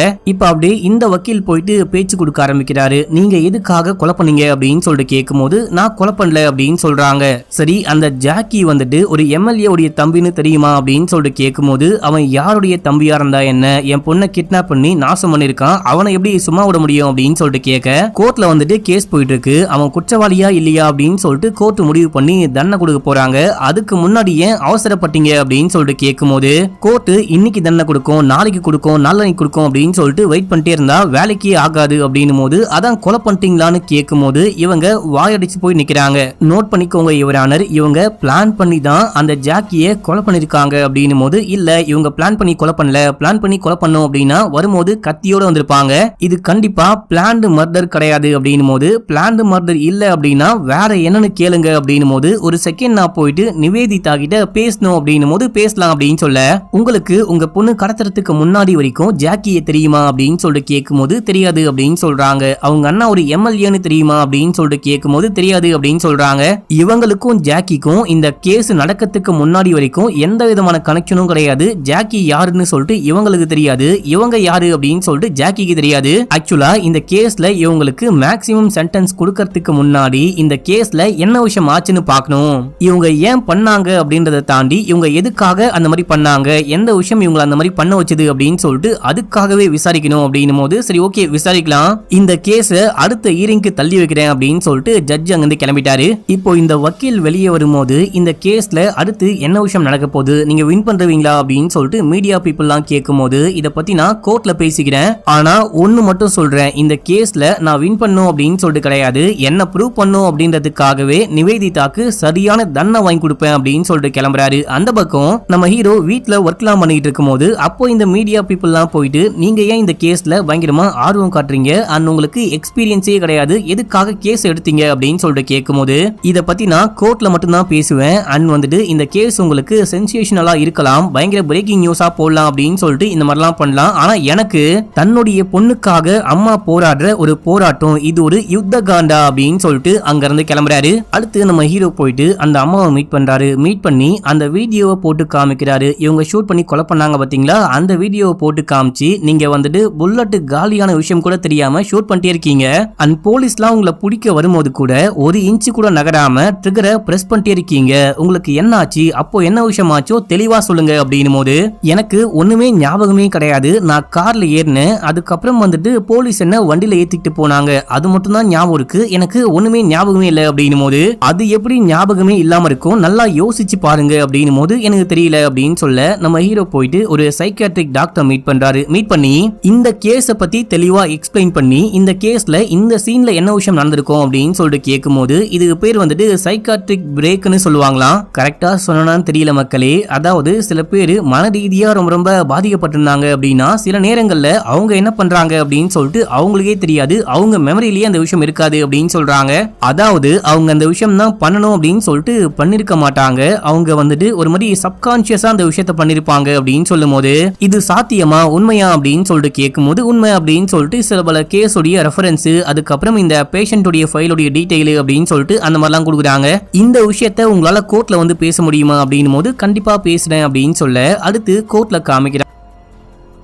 கோர்ட்ல நம்ம ஹீரோ வந்துட்டு இந்த கேஸ்ல நிவேதிதாக்கு நம்ம 302 போடக்கூடாது, செக்ஷன் 84 போடணும் அப்படின்னும் போது 84 அப்படின்னு சொல்லிட்டு அந்த வக்கீல் வாய பொளக்குறாரு. யோ என்னையா சொல்ற அப்படின்னு சொல்லிட்டு ஜட்ஜே கேட்கும் போது ஆமா இந்த சினாரியோல நிவேதிதாக்கு என்ன விஷயமா இருக்கு அப்படின்னா பொண்ணு இந்த மாதிரி பாதிக்கப்பட்டு ரொம்ப ரொம்ப கஷ்டப்பட்டுக்கிட்டு இருக்கா, ஆனா அந்த மாதிரி பண்ண அனிமலை நம்மளால ஒண்ணுமே பண்ண முடியல, சட்டமும் ஒண்ணுமே பண்ண மாட்டேங்குது அப்படின்னு சொல்லிட்டு மனசுடைஞ்சு அவங்க வந்துட்டு ரொம்ப ரொம்ப மன ரீதியா பாதிக்கப்பட்டிருக்காங்க.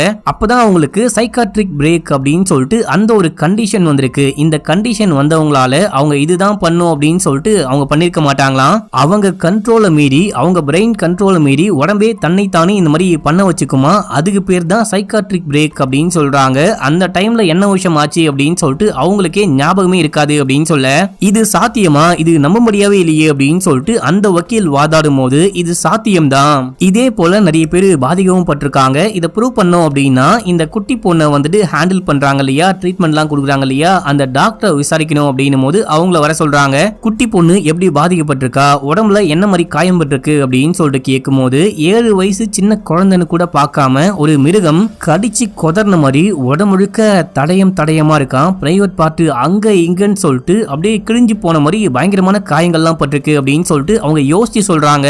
அவங்களுக்கே கண்ணுலாம் கலங்குது. இதை சொல்லும் போது அந்த பொண்ணுடைய அம்மா அப்படியே கதறாங்க, பயங்கரமா துடிச்சு அழறாங்க, என் பொண்ணுக்கு எதுவுமே ஆகக்கூடாது அப்படின்றாங்க. அங்க இருக்கிறவங்க சமாதானப்படுத்த ட்ரை பண்ணும்போது 2 நிமிஷத்துல அவங்க அமைதியாயிடுறாங்க. அவங்க எதுவுமே பண்ணல, அந்த கோர்ட்ல வந்துட்டு அவங்க சத்தமே போடல அப்படின்ற மாதிரி அமைதியாகிறாங்க. ஜட்ஜே பாக்குறாரு. அப்போ அந்த வக்கீல் என்ன கேட்டு வாதாடுறாரு அப்படின்னா இந்த சம்பவம் நடந்து 2 வருஷம் ஆகுது, 2 வருஷமா மனசு அமைதியாகாம கூல் டவுன் ஆகாம அவங்க இன்னமும் அதே போல இருந்து அந்த சைக்காட்ரிக் பிரேக் நடக்குமா என்ன, அந்த கேஸுக்கும் இந்த கேஸுக்கும் சம்பந்தமே கிடையாது, அதை நம்ம ஒன்னா சேர்த்து கம்பைன் பண்ணவே கூடாது, தனித்தனியா விசாரிக்கணும் அப்படின்னும் போது சார் தன்னுடைய பொண்ணுக்கு இந்த மாதிரி ஒரு கொடூரம் நடந்திருக்கு, இந்த கொடூரத்தை அவ்வளோ ஈஸியா எந்த தாயால மறுக்க முடியும், இல்ல மறக்க முடியும், அவ்வளோ ஈஸியா மறக்க நம்ம என்ன மிருகமா அப்படின்னு சொல்லிட்டு அந்த வக்கீலை பார்த்து கண்ணை காமிக்கும் போது அவரே ஷாக் ஆகுறாரு. அடுத்து அந்த சைக்காட்ரிக் டாக்டரை கூப்பிட்டு இந்த கண்டிஷனை பத்தி விளக்கணும் அப்படின்னு சொல்லும் போது அவங்க வராங்க. இந்த கேஸை பத்தி கொஞ்சம் டீடைலா சொல்லுங்க அப்படின்னும் போது ஆமா சில பேர் எக்ஸ்ட்ரீம் கண்டிஷன்ல இந்த மாதிரி பாதிக்கப்படுவாங்க, ஆனா நிவேதிதாவை பார்க்கும்போது அந்த மாதிரி எக்ஸ்ட்ரீம் கண்டிஷன்ல பாதிக்கப்பட்ட மாதிரியே தெரியல அப்படின்னு சொல்லிட்டு மாத்தி சொல்ல ஹீரோக்கு செம ஷாக்கு. என்னமா மாத்தி சொல்றான்னு கேட்கும்போது நான் எங்க மாத்தி சொல்றேன், இது வந்துட்டு எக்ஸ்ட்ரீம் கண்டிஷன் கிடையாது அப்படின்னும் போது இதை தவிர ஒரு மனுஷனுக்கு இல்ல மனுஷிக்கு என்ன எக்ஸ்ட்ரீம் கண்டிஷன் வரப்போகுது அப்படின்னு சொல்லிட்டு கேட்கும்போது அதை பத்திலாம் எனக்கு தெரியல, இந்த கேஸ்ல என்ன விஷயமாச்சோ அது மட்டும் தான் என்னால சொல்ல முடியும் அப்படின்னும் போது மன்னிக்கணும் யுவரானர், இவங்க வந்துட்டு இங்க வரதுக்கு முன்னாடி யாரும் மிரட்டி இருக்காங்க இல்ல ஏதோ பண்ணிருக்காங்க போல, கிளினிக்ல என்கிட்ட வேற மாதிரி பேசினவங்க இங்க வந்து வேற மாதிரி பேசிட்டு இருக்காங்க அப்படின்னு சொல்லிட்டு கேட்கும்போது அப்ஜெக்ஷன் மை லார்ட், இவர் வந்துட்டு மாத்தி மாத்தி பேசிக்கிட்டு இருக்காரு, என்ன ப்ரூஃப் இருக்குன்னு கேளுங்க அப்படின்னும் போது ப்ரூஃப் இருக்கு, என்ன மன்னிச்சுக்கோங்க இவங்க பேசும்போது நான் ஆடியோவா ரெக்கார்ட் பண்ணேன் அப்படின்னும் போது இந்த ஆடியோலாம் வேலைக்கு ஆகாது, முதல்ல ஃபாரன்சிக் போனோம், அதுக்கப்புறம் அவங்க ஓகே சொன்னாதான் இது உண்மையா இல்லையா உண்மையா அவங்க பேசுனதா அப்படின்னு சொல்லிட்டு எல்லாமே ப்ரூவ் பண்ண முடியும் அப்படின்னும் போது இந்த மாதிரிலாம் நடக்கும் அப்படின்னா இங்க வரத்துக்கு முன்னாடியே ரெக்கார்ட் பண்ண ஆடியோவை கொண்டு போயிட்டு ஃபாரன்சிக்ல காமிச்சு அவங்க கிட்ட வந்துட்டு பெர்மிஷன்லாம் வாங்கிட்டு இது உண்மை அப்படின்னு சொல்லிட்டு சர்டிபிகேட்டும் வாங்கி வந்திருக்கேன், இதை உங்க முன்னாடி சப்மிட்டும் பண்றேன் அப்படின்னு சொல்ல இப்போ ஜட்ஜும் கேட்டு பாக்குறாரு. கேட்டு பார்த்துட்டு நீங்க உண்மையா தான் பேசிருக்கீங்க,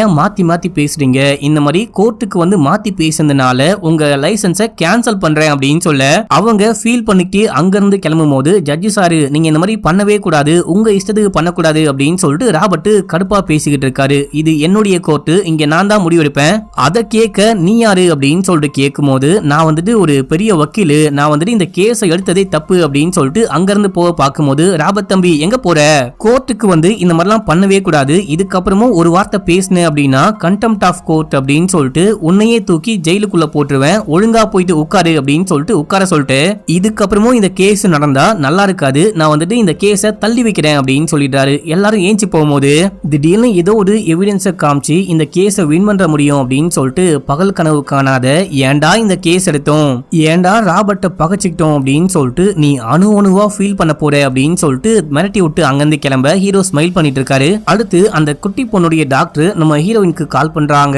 அந்த குட்டி பொண்ணுடைய மெடிக்கலுடைய செலவுகள் ரொம்ப ரொம்ப அதிகமா போயிட்டு இருக்கு, எப்ப பே பண்ண போறீங்க அப்படின்னு சொல்லிட்டு கேட்க கூடிய சீக்கிரமே பே பண்றோம் அப்படின்னு சொல்லிட்டு போனை கட் பண்றாங்க. ஹீரோயின் கிட்ட கொஞ்சம் காசு இருக்கான், மிச்ச காசுக்கு எங்க போறது அப்படின்னு சொல்லிட்டு கேட்க இந்த புல்லட்டை வித்துடுறாரு. வித்துட்டு பே பண்ணிட்டு சைக்கிள்லயே கோர்ட்டுக்கு போறாரு. கோர்ட்டுக்கு போனா இப்ப வந்துட்டு அந்த லாயர் என்ன வாதாடுறாரு அப்படின்னா முதல்ல போஸ்ட்மார்ட்டம் பண்ண டாக்டர் கூப்பிடணும் அப்படின்னும் போது கூப்பிடுங்க அப்படின்னு சொல்ல அந்த டாக்டர் கிட்ட கேள்வி கேட்கிறாரு. இந்த மாதிரி புல்லட் எங்கெல்லாம் பட்டுச்சு அப்படின்னு சொல்லிட்டு கேட்க நெத்தி அதுக்கப்புறம் 2 நெஞ்சு பகுதியில அப்படின்னு சொல்லிட்டு காமிக்கும் போது இவ்வளவு கரெக்டா பாயிண்ட் பண்ணி ஷூட் பண்றாங்க அப்படின்னா அவங்களுக்கு எப்படி அந்த சைக்காலஜிக்கல் பிரேக் நடந்திருக்கும், அது மட்டும் இல்லாம அவங்க கரெக்டா பாயிண்ட் பண்ணி ஷூட் பண்ணிருக்காங்க, அவங்க ஒரு சாதாரண நபரே கிடையாது, அவங்க ஒரு ஷூட்டிங்ல அத்லட் அப்படின்னு சொல்லிட்டு அதுக்கான டாக்குமெண்ட்லாம் காமிக்கும் போது ஐயோ இத பத்தி எனக்கு ஒண்ணுமே தெரியாது அப்படின்னு சொல்லிட்டு ஹீரோ சொல்லும் போது ஏமா உன்னை நான் வந்துட்டு அவருக்கு எல்லாமே அனுப்பி வைக்க சொன்னே நீ அனுப்பலையான்னு கேட்க மறந்துட்டேன் இன்னைக்கே அனுப்புறேன் அப்படின்னு சொல்றாங்க, நடிக்கிறாங்க. இப்போ ஜட்ஜும் அந்த எவிடன்ஸ்லாம் வாங்கி பார்த்துட்டு தம்பி நீ என்னப்பா சொல்ல போற அப்படின்னு சொல்லிட்டு கேட்கும் போது இத பத்தி எனக்கு ஒண்ணுமே தெரியாது, இத பத்தி தெரிஞ்சுக்க டைம் வேணும் அப்படின்னு சொல்லிட்டு கேட்க மறுபடியும் வாய்தா. அடுத்து நம்ம ஹீரோ ஹீரோயின் அதுக்கப்புறம் அந்த ஃப்ரெண்டுக்காரன் 3 பேரும் ஒன்னா உட்காந்து பேசிட்டாங்க. ஒரு கேஸை எடுக்க போறோம் அப்படின்னா கிளைண்ட்டை பத்தி நமக்கு எல்லாமே தெரியணும், இந்த மாதிரி விசாரிக்காமையா எடுப்ப அப்படின்னு சொல்லிட்டு செமையா திட்டி விட்டு போறாங்க. முக்கியமா அந்த பொண்ணு கூட இந்த விஷயத்த சொல்லவே இல்லையே அப்படின்ட்டு போறாங்க. நம்ம ஹீரோ என்ன பண்றாரு அப்படின்னா இப்ப அந்த பொண்ணை பத்தி எல்லா டீடைலையும் கொஞ்சம் கொஞ்சமா படிக்கிறாரு, மொத்தமா அந்த பொண்ணை பத்தி தெரிஞ்சுக்கணும் அப்படின்னு சொல்லிட்டு நினைக்கிறாரு. கடைசியா அந்த குட்டி பொண்ணை பார்க்கலான்னு போகும்போது அந்த குட்டி பொண்ணு 2 2 4 4 4 8 அப்படின்னு சொல்லிட்டு கோமால இருந்தாலும் அது அப்படியே சொல்லிக்கிட்டே இருக்கா. அப்ப நம்ம ஹீரோ ஏதோ ஒரு விஷயத்த கண்டுபிடிக்கிறாரு.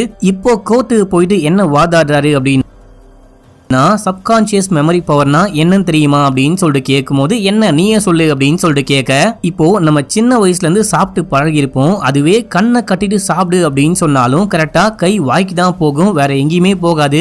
அதே போல தூங்கிட்டு இருக்கும் போது எழுப்பி உங்க அப்பா பேர் என்ன அம்மா பேர் என்ன அப்படின்னு சொல்லிட்டு கேட்டாலும் கரெக்டா நம்ம அம்மா பேர் தான் சொல்லுவோம், நம்ம அப்பா பேர் தான் சொல்லுவோம், பக்கத்து வீட்டுக்காரங்களுடைய அப்பா அம்மா பேரு சொல்லவே மாட்டோம். அதே போல இந்த குட்டி பொண்ணுடைய ஆடியோவும் கேளுங்க அப்படின்னு சொல்லிட்டு பிளே பண்றாரு. அதுல அந்த குட்டி பொண்ணு 2 2 4 4 4 8 அப்படின்னு சொல்லிட்டு கோமால இருந்தாலும் கரெக்டா சொல்லிக்கிட்டு இருப்பா.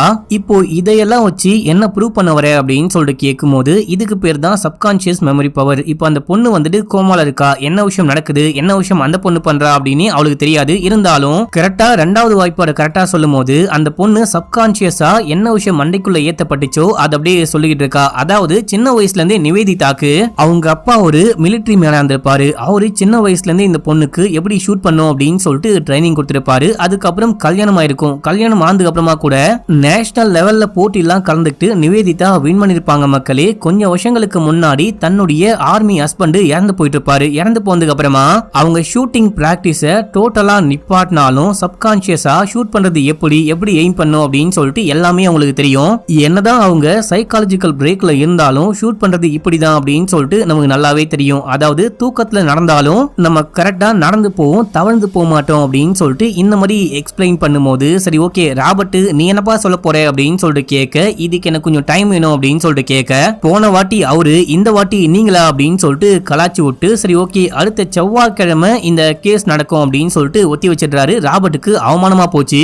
இப்போ அந்த ராபர்ட்டும் எம்எல்ஏவும் ஒன்னா உட்காந்து பேசிக்கிட்டு இருக்கும் போது, நெக்ஸ்ட் என்ன பண்ண போற, இன்னும் கொஞ்ச நாள் தான் எலெக்ஷனே வரப்போகுது, இந்த கேஸ்ல தோத்து போயிட்டேன் அப்படின்னா எலெக்ஷன்லயும் தோத்து போயிடுவேன் அப்படின்னு சொல்லும் போது, எனக்கு வந்துட்டு அவன் எப்படி வாதாட போறான் அப்படின்னு கணிக்கவே முடியல. என்னையே வந்துட்டு கணிக்க முடியாத அளவுக்கு வாதாடிக்கிட்டு இருக்கான். அவன் என்ன பண்ண போறான், நெக்ஸ்ட் மூவ் என்னன்னு கண்டுபிடிச்சா கண்டிப்பா அதுக்கேத்த மாதிரி வாதாடி வின் பண்ணுவேன் அப்படின்னும் போது, அப்படின்னா தன்னுடைய பசங்களை கூப்பிட்டு எம்எல்ஏ என்ன சொல்றான் அப்படின்னா, நீ நேரா கிளம்பி வீட்டுக்கு போ, அவன் வீட்டுல இருக்க எல்லாத்தையும் பொறுக்கி கொண்டு வந்துட்டு பாத்துக்கலாம் அப்படின்னு சொல்ல எம்எல்ஏ ஒரு டீம் கிளம்புறாங்க. இதே டைம்ல நம்ம ஹீரோ டீமோட என்ன பேசிக்கிட்டு இருக்காரு அப்படின்னா, நார்கோட்டிக் டெஸ்ட் பண்ணி பார்த்தோம் அப்படின்னா நிவேதிதா எந்த கண்டிஷன்ல அந்த மாதிரி பண்ணாங்க அப்படின்னு சொல்லிட்டு தெரியும். நார்கோட்டிக் டெஸ்ட்ல கண்டிப்பா அவங்க பொய் சொல்றாங்களா உண்மை சொல்றாங்களா அப்படின்னு சொல்லிட்டு நமக்கும் தெரியும், கோர்ட்டுக்கும் தெரியும் அப்படின்னும் போது, உடனே ஃப்ரெண்டுக்காரன் நீ நார்கோட்டிக் டெஸ்ட்னு ஆரம்பிச்சாலே ஜட்ஜ் உனக்கு ஓகே சொல்ல மாட்டாரு, ஜட்ஜி சொல்றாரோ இல்லையோ ராபர்ட் வந்துட்டு துள்ளி குதிப்பாரு, முடியவே முடியாது அப்படின்னு சொல்லிட்டு குதிப்பாரு, கண்டிப்பா ஓகே சொல்லவே மாட்டாரு அப்படின்னும் போது, ஆனா அந்த ஆளை எப்படியாச்சும் ஓகே சொல்ல வைக்கணுமே அப்படின்னு சொல்லிட்டு ஹீரோ யோசிச்சுக்கிட்டு இருக்காரு. இப்ப அப்படியே ஹீரோடைய வீட்டுல அன்னைக்கு நைட்டு காமிக்கிறாங்க. அப்போ எம்எல்ஏ ஆட்கள்லாம் வந்து ஹீரோ அடிச்சு போட்டு ஹீரோடைய வீட்டுல இருக்க எல்லா பேப்பர்ஸ் டாக்குமெண்ட் அப்படின்னு சொல்லிட்டு எல்லாத்தையும் தூக்கி டெம்போ வேன்குள்ள போட்டுட்டு கிளம்ப, நம்ம ஹீரோ அங்க ஒரு டைரி மாதிரி ஒரு விஷயத்த பாக்குறாரு. ஐயோ இதை மட்டும் இவனுங்க விட்டு போயிட்டானுங்களே அப்படின்னு சொல்லிட்டு சைக்கிள்ல பின்னாடியே ஃபாலோ பண்ணிட்டு போயிட்டு எப்படியோ அந்த டெம்போ வேன்குள்ள தூக்கி போடுறாரு. அதாவது இவனுங்க இங்க வருவானுங்க அப்படின்னு சொல்லிட்டு ஹீரோக்கு நல்லாவே தெரியும் போல, அதனால பிளான் பண்ணி ஏதோ எழுதி வச்சிருக்காரு. இப்ப அந்த வக்கீலும் டீமும் சேர்ந்துட்டு படிக்கும் போது அந்த டைரி கையில மாட்டுது. நெக்ஸ்ட் என்ன வாதாட போறாரு அப்படின்னு சொல்லிட்டு அதுல நம்ம ஹீரோ எழுதி வச்சிருக்காரு. என்ன அப்படின்னா, நார்கோட்டிக் டெஸ்ட் பண்ணி பார்த்தோம் அப்படின்னா கண்டிப்பா இந்த கேஸ்ல நம்ம தோத்து போக நிறைய வாய்ப்பு இருக்கு அப்படின்னு சொல்லிட்டு எழுதி வச்சிருக்காரு. இதையே அடுத்த ஹியரிங்ல அந்த வக்கீல் ஒரு பாயிண்டா புடிச்சிட்டு வாதாட ஆரம்பிக்கிறார். இவங்கள வந்துட்டு நார்கோட்டிக் டெஸ்ட் பண்ணி பார்த்தோம் அப்படின்னா உண்மை என்னன்னு கண்டுபிடிக்க முடியும் அப்படின்னும் போது நம்ம ஹீரோ அப்ஜெக்ஷன் சொல்றாரு. அதெல்லாம் அவ்வளவு ஈஸியா பண்ண முடியாது, அது பண்ணா மட்டும் எப்படி நீங்க கண்டுபிடிப்பீங்க, இது வந்துட்டு லீகலா ப்ரூவ் பண்ண முடியாது அப்படின்னு சொல்லும் போது, லீகலா ப்ரூவ் பண்ண முடியல அப்படின்னாலும் அதை வந்துட்டு ஒரு சாட்சி மாதிரி ஒரு சின்ன எவிடன்ஸ் மாதிரி கன்சிடர் பண்ண முடியும், நீங்க பெர்மிஷன் கொடுங்க அப்படின்னு சொல்லிட்டு கேட்க நம்ம ஹீரோ கொடுக்க வேணாம் அப்படின்னு சொல்றாரு. சரி ஓகே, ஒரு கட்டத்துல இவர் வந்துட்டு பெரிய வக்கீல், இவர் எது சொன்னாலும் கரெக்டா இருக்கும், நார்கோட்டிக் டெஸ்ட் பண்ணி பார்க்கலாம் அப்படின்னு சரி ஓகே பெர்மிஷன் அப்படின்னு சொல்லிட்டு ஜட்ஜி பெர்மிஷன் கொடுக்கும்போது ராபர்ட் வக்கீலும் கூட இருக்க அந்த ஜூனியர்ஸும் ஷாக் ஆகுறாங்க. யார் இவனே ஓகே சொல்றானே அப்படின்னு சொல்லிட்டு ஷாக் ஆகுறாங்க. இப்ப அப்படியே எங்க சீனை கட் பண்ணி அடுத்து நம்ம ஹீரோயின் வீட்டுல காமிக்கிறாங்க. கோர்ட்ல வந்துட்டு ஒரு தாடிக்காரனை பார்த்திருப்போம், அவன் கூட எம்எல்ஏ பார்த்து வணக்கம் வச்சிருப்பான். அவன் நேரா நம்ம ஹீரோயினை பார்த்து உண்மையான அந்த போஸ்ட்மார்ட்டம் ரிப்போர்ட் வந்துட்டு வெளியே வரவே வராது, அந்த உண்மையான போஸ்ட்மார்ட்டம் ரிப்போர்ட் வந்துட்டு என் கையில தான் இருக்கு, அதாவது ஜாக்கியை வந்துட்டு போஸ்ட்மார்ட்டம் பண்ணிருப்பாங்க பாத்தீங்களா, அந்த உண்மையான ரிப்போர்ட்டா, இந்த ரிப்போர்ட்டை வச்சு கண்டிப்பா உங்களால வின் பண்ண முடியும் அப்படின்னு சொல்லிட்டு கையில கொடுக்கும்போது, யார் நீங்க, எதுக்காக இதை கொண்டு வந்து என்கிட்ட கொடுக்குறீங்க, இந்த டைம்ல கொடுக்குறீங்க அப்படின்னு சொல்லிட்டு கேட்கும்போது, அந்த எம்எல்ஏ உடைய ஆளாயூரு அந்த எம்எல்ஏ சொன்னதுனால உண்மையான போஸ்ட்மார்ட்டம் ரிப்போர்ட்டை வாங்கிட்டு ஃபேக்கான ரிப்போர்ட்டை மாத்தி வச்சிருக்காரு. இந்த கேஸை நீங்க வாதாடுறத பார்க்கும்போது என்னுடைய பொண்ணு தான் என் மைண்டுக்கு வந்துட்டு போறா, இப்போ கூட நான் ஹெல்ப் பண்ணல அப்படின்னா மனுஷனே கிடையாது அப்படின்னு சொல்லிட்டு கொடுத்துட்டு போறாரு. அடுத்து நார்கோட்டிக் டெஸ்டும் நடக்குது. அந்த டெஸ்ட்ல எனக்கு ஞாபகமே கிடையாது, அப்போ நான் என்ன பண்ணேன் அப்படின்னு சொல்லிட்டு எனக்கு ஞாபகமே இல்லை அப்படின்னு சொல்றாங்க. நார்கோட்டிக் டெஸ்ட் அப்படின்னா அவங்களுக்கு போதைப் பொருள் மாதிரி ஒரு மயக்க ஊசியை போட்டுருவாங்க. அந்த மயக்க ஊசி போடும்போது அவங்க உண்மையை மட்டும்தான் சொல்லுவாங்க, பொய் சொல்ல மாட்டாங்க. சோ இவங்க பொய் சொல்ல உண்மையதான் சொல்றாங்க அப்படின்னு சொல்லிட்டு நம்ம ஹீரோ கோர்ட்ல வாதாடுறாரு. எத்தனை வாட்டி கேட்டாலும் அவங்க உண்மையதான் சொல்லுவாங்க, இதுதான் உண்மை. ஆக்சுவலா இந்த உண்மையை நிரூபிக்க நானே ட்ரை பண்ணிட்டு இருந்தேன், இதுக்கு ஹெல்ப் பண்ண ஆப்போசிட் லாயருக்கு நான் முதல்ல நன்றி சொல்லணும் அப்படின்னு சொல்லிட்டு இதுதான் உண்மை அப்படின்னு சொல்லிட்டு போயிட்டு உட்காரும் போது போது நான் நிவேதிதா கிட்ட பேசணும் அப்படின்னு சொல்றாரு. அவங்களையும் கூப்பிடுறாங்க. ராபர்ட் போயிட்டு பேச ஆரம்பிக்கிறாரு. உங்க மகளை, அதுவும் 7 வயசு மகளை ஒருத்தன் இந்த மாதிரி பண்றான் அப்படின்னா அவன் மேல உங்களுக்கு கோவம் வருமானு கேட்கும் போது கோவம் வரும் அப்படின்னு சொல்றாங்க. கொலை பண்ணுவீங்களான்னு கேட்கும் போது அவங்க அமைதியா இருக்க, நிவேதிதா அமைதியா இருங்க, இதுக்கு நீங்க ஆன்சர் பண்ணக்கூடாது அப்படின்னு சொல்லும் போது ஜட்ஜும் வந்துட்டு இந்த கேள்வியை கேட்காதீங்க அப்படின்னு அதையும் மீறி ராபர்ட் அவன் உங்க கண்ணுக்கு முன்னாடி இருக்கான், கையில கன் இருக்கு, ஷூட் பண்ணுவீங்களான்னு கேட்கும் போது இவங்க எமோஷனல் ஆயிட்டு நான் அவனை கொலை பண்ணுவேன், அவனை துண்டு துண்டா வெட்டுவேன் அப்படின்ற மாதிரி சொல்ல, அவ்வளவுதான் யுவரானர், இவங்க வந்துட்டு ரிவெஞ்சினால மட்டும்தான் இந்த கொலையை பண்ணிருக்காங்க, நார்கோட்டிக்கு அது இது அப்படின்னு சொல்லிட்டு எல்லாத்தையும் ஏமாத்தலாம். ஆனா இந்த மாதிரி ஆழ் மனசு இவங்க சொல்றத மாத்தவே முடியாது. இப்ப இவங்களா உண்மையை ஒத்துக்கிட்டாங்க அப்படின்னும் போது அவ்வளவுதான், மொத்தமா முடிஞ்சு போச்சு அப்படின்னு சொல்லிட்டு ஹீரோ தலைமையில கைய வச்சிட்டாரு. ஜட்ஜும் நாளைக்கு தான் ஃபைனல் ஹியரிங், நாளைக்கு இந்த கேஸ் முடிஞ்சிடும் அப்படின்னு சொல்லிட்டு போக இப்ப அப்படியே ஹீரோக்கு என்ன பண்றது அப்படின்னே புரியல. அடுத்த நாளும் காமிக்கிறாங்க. அதுக்குள்ள என்ன ஆகுது அப்படின்னா சோசியல் மீடியா, பிரஸ் மீடியா அப்படின்னு சொல்லிட்டு இவங்களுக்கு மத்தியில நிவேதிதாவை பத்தி பேச ஆரம்பிக்கிறாங்க, அவங்க பொண்ணை பத்தி பேச ஆரம்பிக்கிறாங்க, இவங்களுக்கு நீதி கிடைக்கணும் அப்படின்னு சொல்லிட்டு போராட்டம்லாம் பண்றாங்க. கோர்ட்டு வாசல்லையே நிறைய பேர் போராட்டம் பண்ணிட்டு இருக்காங்க. இப்ப வந்துட்டு அந்த ஃபைனல் டே மக்களே இந்த வக்கீல் எந்திரிச்சு வாதாடுறாரு. இவங்க மென்டலி ஹில்னஸ்லாம் கிடையாது, அந்த செக்ஷன் 84 பயன்படுத்தி இவங்களை வந்துட்டு நம்ம வக்கீல் காப்பாத்த பாக்குறாரு, அவங்க கொலை தான் பண்ணிருக்காங்க, இதை யாராலையும் மாத்த முடியாது. இந்த பிரஸ் மீடியா, அதுக்கப்புறம் சோசியல் மீடியா, வெளியே கூடி இருக்கவங்க இவங்க வந்துட்டு இந்த கேஸுக்கு தீர்ப்பை வழங்கக்கூடாது, நீங்க இந்த கேஸ பாருங்க, இந்த கேஸ்ல என்ன விஷயம் ஆச்சு அப்படின்னு சொல்லிட்டு டீடைலா விசாரிச்சு அதுக்கப்புறம் இந்த கோர்ட் தான் அவங்களுக்கு வந்துட்டு சரியான தண்டனையை கொடுக்கணும் அப்படின்னு சொல்றாரு. அப்புறம் ஹீரோ எந்திரிச்சு வாதாடுறாரு. அவர் என்ன வந்துட்டு பண்றாரு அப்படின்னா முதல்ல ஒரு வீடியோ கால் பண்ணிக்கணும், அந்த பொண்ணு கண்ண முடிச்சிட்டா அப்படின்னு சொல்லிட்டு வீடியோ கால் பண்ணி அவங்க அம்மா கிட்ட கொடுக்க, அம்மா எப்படிமா இருக்க, நான் இதுக்கப்புறம் யாருகிட்டயும் பலூன் வாங்கவே மாட்டேன் அப்படின்னும் போது, இல்ல கண்ணா நானே உனக்கு பலூன் வாங்கி தரேன், நிறைய வாங்கி தரேன் அப்படின்னு சொல்லிட்டு பயங்கரமா அழுகும் போது, அம்மா எங்கம்மா இருக்கீங்க, எப்பமா வருவீங்க, எனக்கு ரொம்ப நாளா உங்களை பார்க்காத மாதிரியே இருக்கு, உங்களை பார்க்கணும், உடனே வாங்க உடனே வாங்க அப்படின்னு சொல்லும் போது, அம்மா கண்டிப்பா சீக்கிரமா வந்துருவேன் அப்படின்னு சொல்லிட்டு போனை கட் பண்றாங்க. பாத்தீங்களா யுவர் ஆனர், இப்ப அந்த குழந்தைக்கு வந்துட்டு மைண்ட் முழுக்க நம்ம பலூன் வாங்கினதுனால மட்டும்தான் இந்த மாதிரி பாதிக்கப்பட்டோம் அப்படின்னு சொல்லிட்டு இருக்கா, அவளுக்கு இதை பத்தி ஒண்ணுமே தெரியாது. அந்த குட்டி குழந்தைய பத்தி சொல்லணும் அப்படின்னா அந்த குட்டி குழந்தை ஒரு பயங்கரமான வாரியர், அந்த மாதிரி தான் சொல்லுவேன். ஒரு கொடூரனால பாதிக்கப்பட்டு 2 வருஷம் கோமால இருந்து இப்பதான் கண்ணு முடிச்சிருக்கா. இப்ப அந்த பொண்ணு அம்மாவை தேடிட்டு இருக்கா. அந்த பொண்ணுக்கு சப்போர்ட்னு பார்த்தா அம்மா மட்டும்தான், சொந்த பந்தம் அப்படின்னு சொல்லிட்டு வேற யாருமே கிடையாது. ஒருவேளை இவங்க தப்பு தான் பண்ணிட்டாங்க அப்படின்னு சொல்லிட்டு முடிவு பண்ணி ஜெயிலுக்கு அமுச்சு விட்டீங்க அப்படின்னா அம்மா இல்லாம ஏற்கனவே பாதிக்கப்பட்ட அந்த குழந்தை உடைஞ்சு போயிடுவா.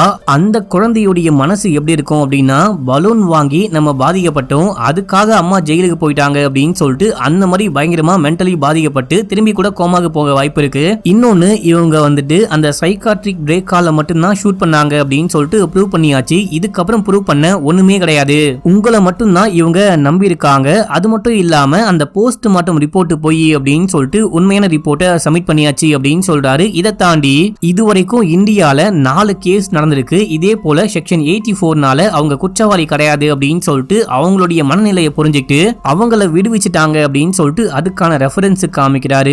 நிர்பயா கேஸையும் மேற்கோள் காமிச்சு பேசுறாரு. முக்கியமா இந்த குட்டி குழந்தைக்கு அநீதி நடந்தவனே இந்த கேஸை விசாரிச்சு உடனே குற்றவாளியை கைது பண்ணிருந்தீங்க அப்படின்னா இவங்க குற்றவாளிய அந்த பிரேக்னால கொலை பண்ணிருக்க மாட்டாங்க, நான் இங்க வந்திருக்க மாட்டேன், இந்த கேஸ் நடந்திருக்காது, ஏன் இந்த வக்கீல் கூட இங்க வந்திருக்க மாட்டாரு அப்படின்னு சொல்லிட்டு வாதாட, கடைசியா நீதிமன்றம் லேட்டா நீதியை வழங்குறாங்க அப்படின்னா அது நீதியே கிடையாது அப்படின்னு சொல்லிட்டு வாதாடுறாரு. அங்க இருக்கிற எல்லாரும் கை தட்டுறாங்க. இப்போ வந்துட்டு நீதிபதியும் யோசிச்சு இப்போ எல்லாமே சொல்றாரு. கடைசியா இந்த அம்மா வந்துட்டு குற்றவாளி கிடையாது, இவங்க நாட் கில்ட்டி அப்படின்னும் போது அவங்க உடைஞ்சு போயிட்டு பயங்கரமா அழுகுறாங்க. ஹீரோக்கு சந்தோஷம் தாங்க முடியல.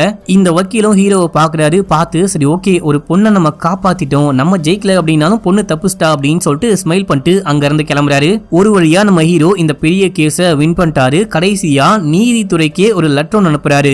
ஜஸ்டிஸ் டிலைட் இஸ் டினைட் அப்படின்ற மாதிரி நம்ம வந்துட்டு ஒரு கேஸ் எடுத்து வாதாடுறோம், முக்கியமான இந்த மாதிரி குழந்தைங்க சம்பந்தப்பட்ட கேஸ், பெண்கள் சம்பந்தப்பட்ட கேஸ்லாம் வாதாடுறோம் அப்படின்னா அந்த கேஸ் கோர்ட்டுக்கு வரும்போது அந்த கேஸ முக்கியமா சீக்கிரமா முடிக்கணும் அப்படின்னு சொல்லிட்டு அந்த மாதிரி ஒரு லெட்டர் அனுப்பி விடுறாரு மக்களே. அதோட இந்த படத்துடைய ஸ்டோரியும் முடிக்கிறாங்க.